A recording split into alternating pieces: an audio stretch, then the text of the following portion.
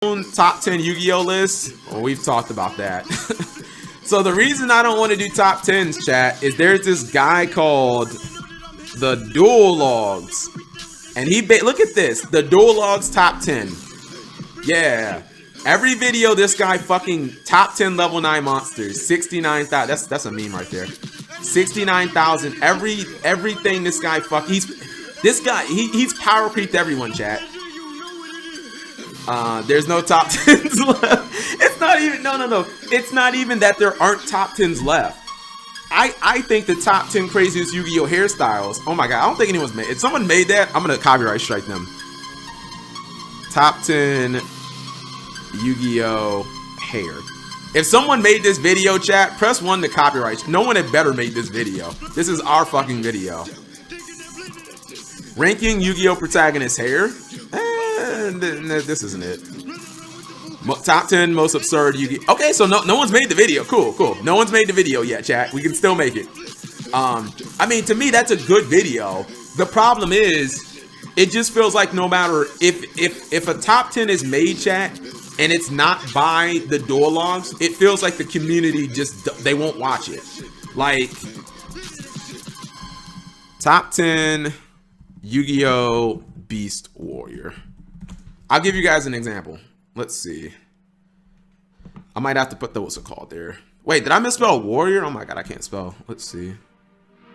Okay, here's an example, chat. Again, this is not flame. This is not flame at all. Simo is easily, chat, we can all agree, like top 2 or 3 most popular Yu-Gi tubers in the TCG. Like, easy. Basically, and most of what 90% of what Simo puts out should be gold, like King Midas level. Simo just put out a top 10 6 days ago, chat. This is a flop. Like, there's no argument about it. Like, this is, even if you guys think I hate Simo or whatever, this is a flop. There's no reason a channel with 300,000 views or 300,000 subs should be putting out a video that gets 23,000 views in a week. This is a flop. Unarguable, it's a flop. But if I guarantee you guys, had the Dual Logs put out this same video, this shit would be at like 100K. Like, that's what I mean, chat. Like, it just kind of feels like no matter. Now, I don't really think this was a good idea. Although, I don't even know if Heraclino's honestly. You know, hold on. I kind of want to see what's in. Is anyone else kind of curious? I wonder what the list is, to be honest.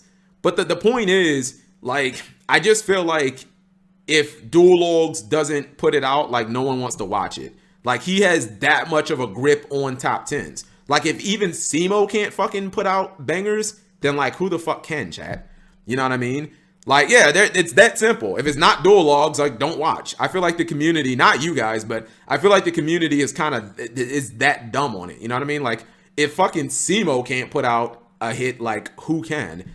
I'm kind of interested to see what this is, man. So he has Heraclinos there. Simo! Medical, so let's not get one monster on the field. Hold on, really? What's Bear? They come from the same archetype, but they're both equally as important, so I wanted to group them together. And those cards are Brotherhood of the Fire Fist Bear and Tiger King. Brotherhood of the Fire Fist Bear has an effect that reads... I'm gonna be honest, chat. There was one point during Zexal where I used to say Bear was the best monster in Yu-Gi-Oh!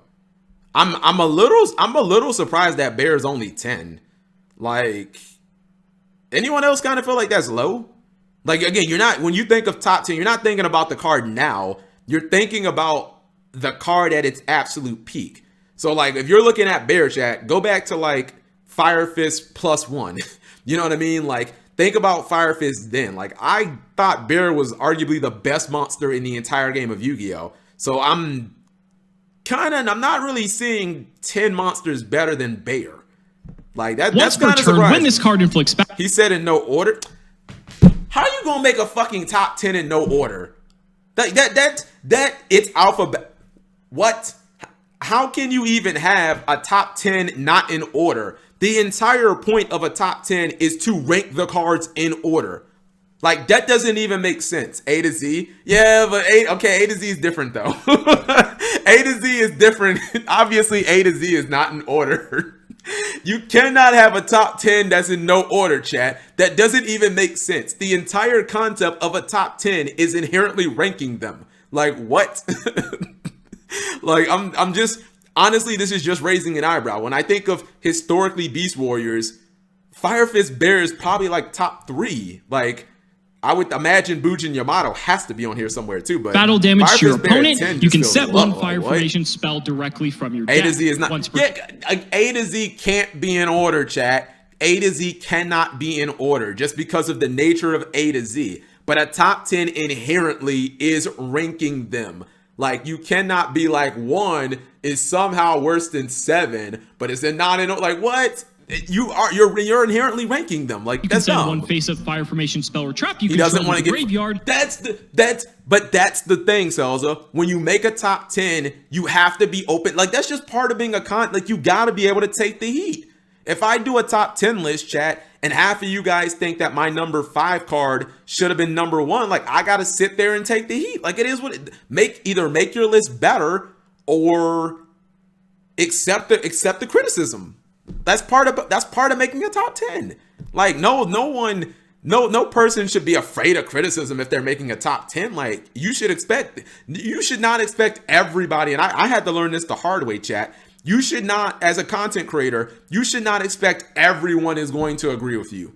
Period, point blank. Even with some of my takes, chat, where I say Dark Strike Fighter is the greatest synchro. If some of you guys are just like, no cap, it's Brionic, and you're never going to sell me on, and you're never going to be able to bring me to your side, period. Like, I have to accept that. I can't just be like, well, this guy's an idiot, blah, blah. Like, I have to be able to accept that, you know? Then target one monster on like, the what? field, destroy. To me, if you're going to be like, I'm going to make a top 10, but they're in no, like, that's a cop-out. Yeah, you're just trying to be like, well, I don't want any hate. Like, 80, 90, even $100 directly get you another copy of Tenki, and essentially the cycle would repeat. When you that was the format. Like, that's why Bear was fucking insane. Like, that's the format. Summon Bear, pop your monster, attack, get another Tenki. If you summon something, I search another Bear, pop this, like, repeat. Like, this is what made Bear like format defining. It was just so fucking, it was so hard to out. If I'm not mistaken, every time Bear does damage, you just get another Tenki. So just Bear, pop, search, pop. Like, it was just a never-ending cycle. Or the cycle went on for a while at least. Simpler game. Bear did essentially everything you could ever ask for in a Yu-Gi-Oh card, and that's why it made its way onto this list. And then Brotherhood of the Fire Fist Tiger King requires. This isn't as good as Bear. It's not. I'm sorry. I mean, Tiger King is in more decks than Bear, but the impact isn't even close. Like, Bear was format defining. I can't think of any format, chat, where Tiger King was format defining. Like, a lot of decks made Tiger King, and that's cool, but Tiger King is not a format defining. It's skill drain. No, I'm not saying it's a bad card. It's a good card, but it's not on the level of Bear. Like, at all. Bear was a format defining card.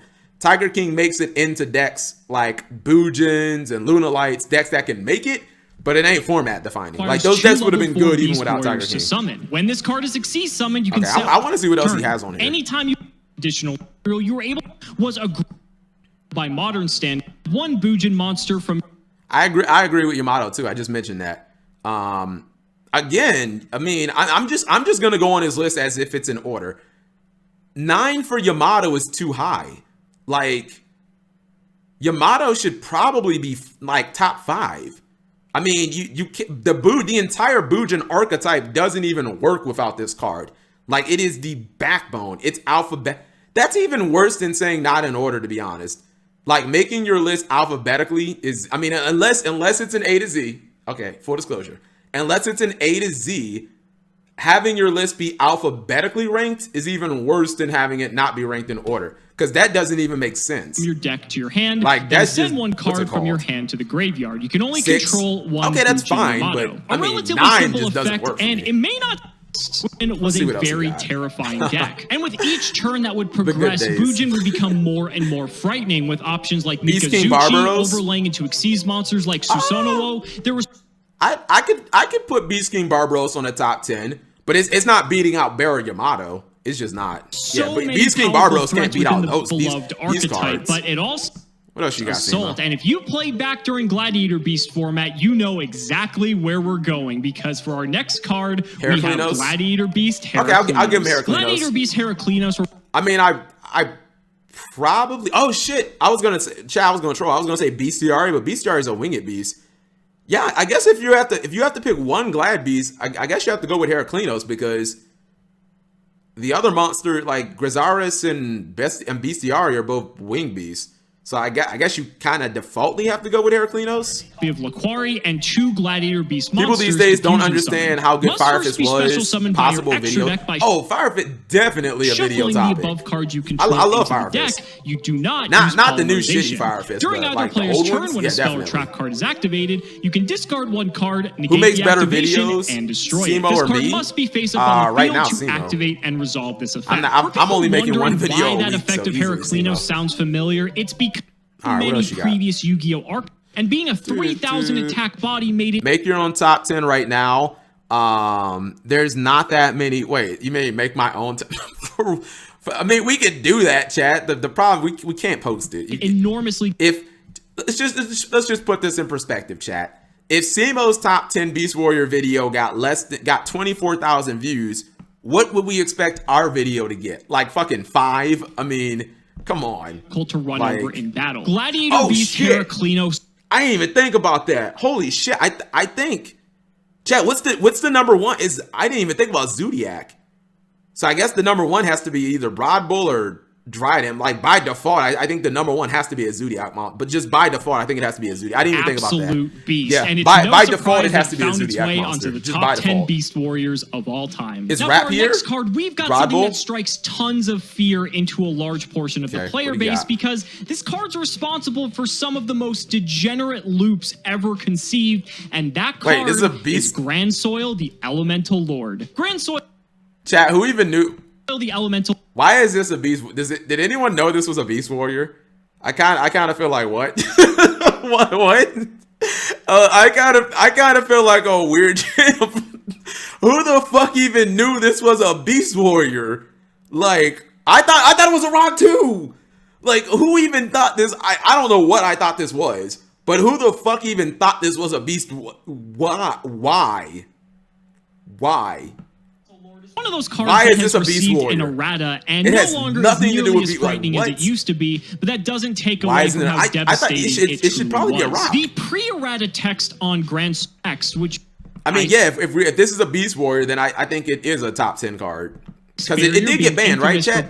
Grand Soil got banned during Vrains, if I'm not mistaken. Yeah, I think Grand Soil got banned during Vrains. So you can maybe see where we're going with this. It was in the Jeff Jones. Yeah, it was in there.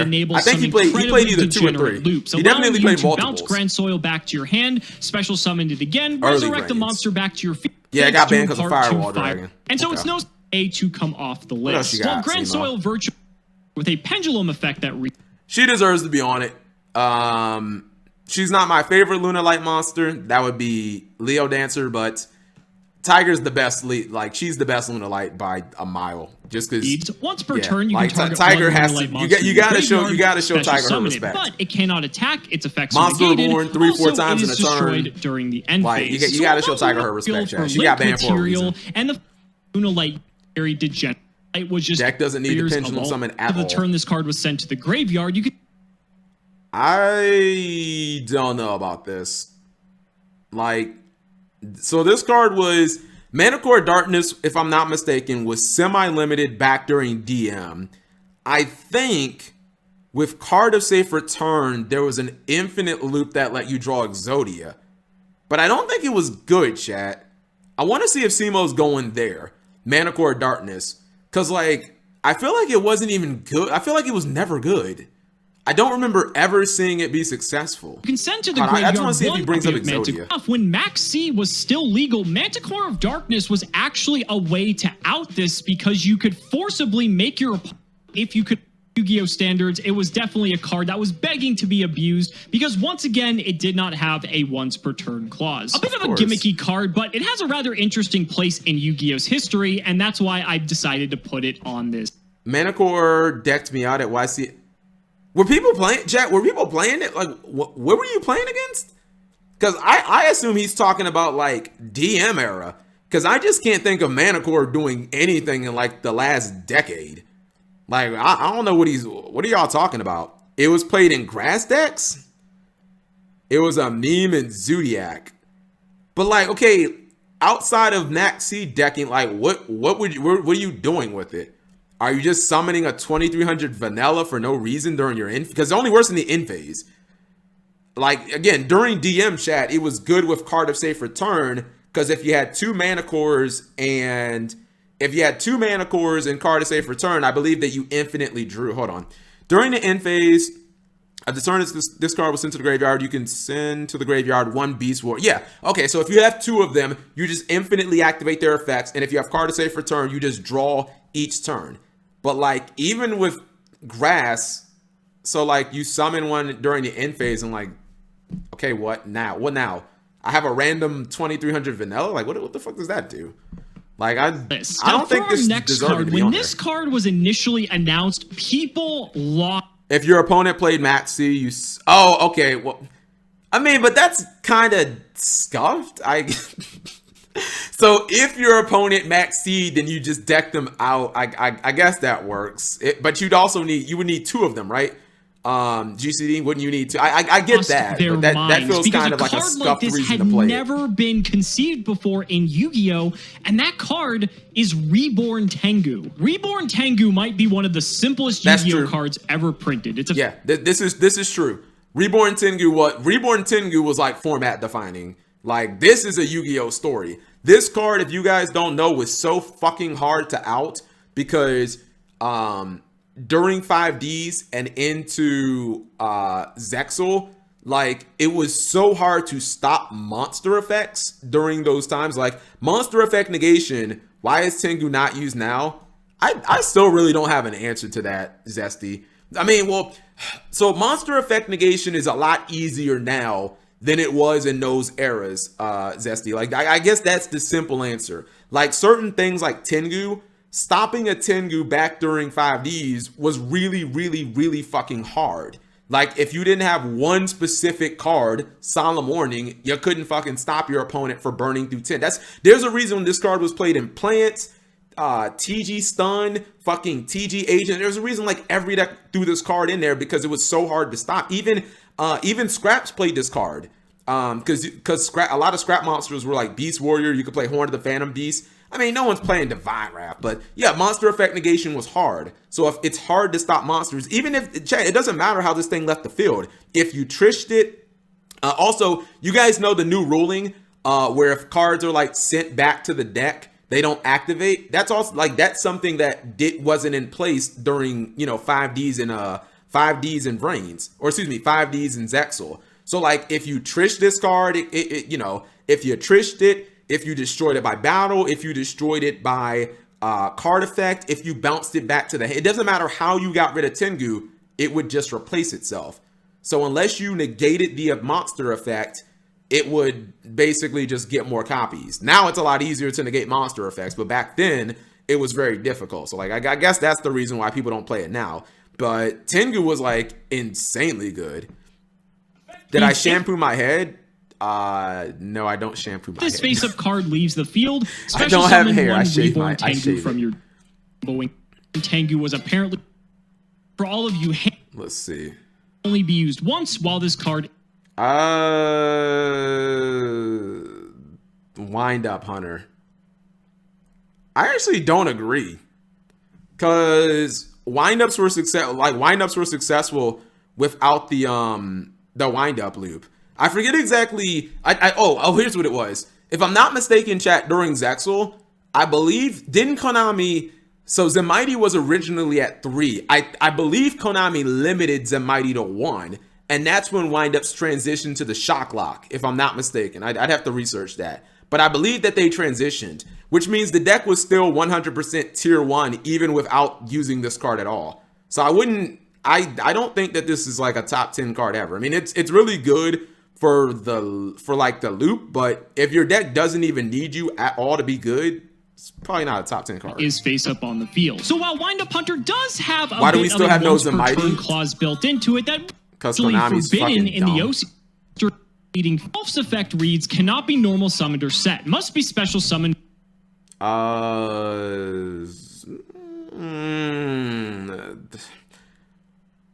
don't know. My inclination tells me no. What's a cute card, but no, probably.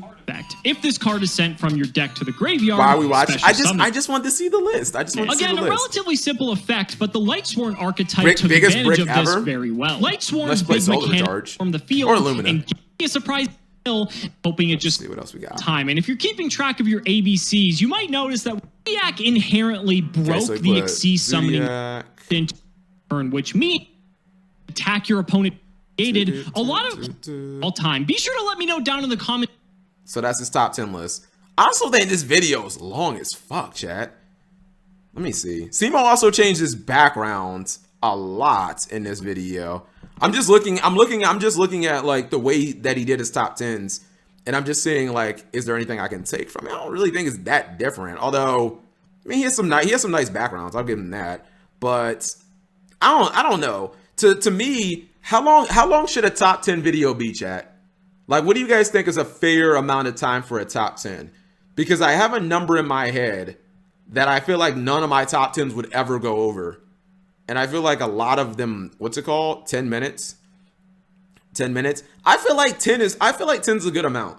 Because for like the way I structure my videos is I always have an opening, not really a monologue, right? But kind of an introduction that sets up, which Simo has too. Like, I don't think you ever just go into a video and say, here's the top 10 list. Number 10. Like, you don't do that. Like, Because we actually have a tie between two Beast Warriors that, let's see. Hold on. He should have something in here. in any particular order, it's actually purely alphabetical. Oh my God. Y'all weren't memeing. This list is... I'm going to get fucking triggered.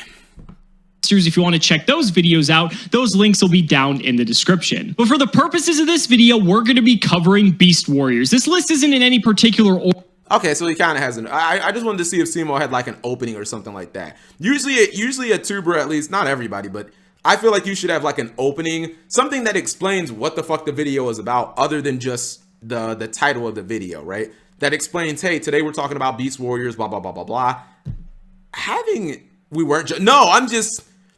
What you guys said was so ludicrous, I couldn't believe it's true. Having a top 10 in alphabetical order.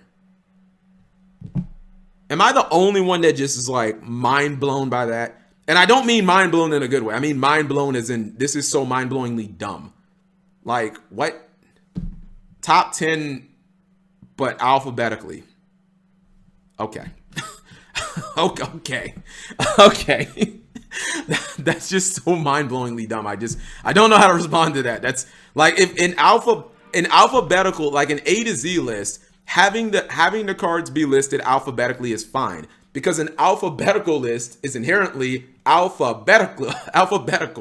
But having a top 10 list be listed alphabetically doesn't make any sense. Like, why not have them be listed by color, chat, or listed by their birthday or by gender? Like, why not do something that dumb?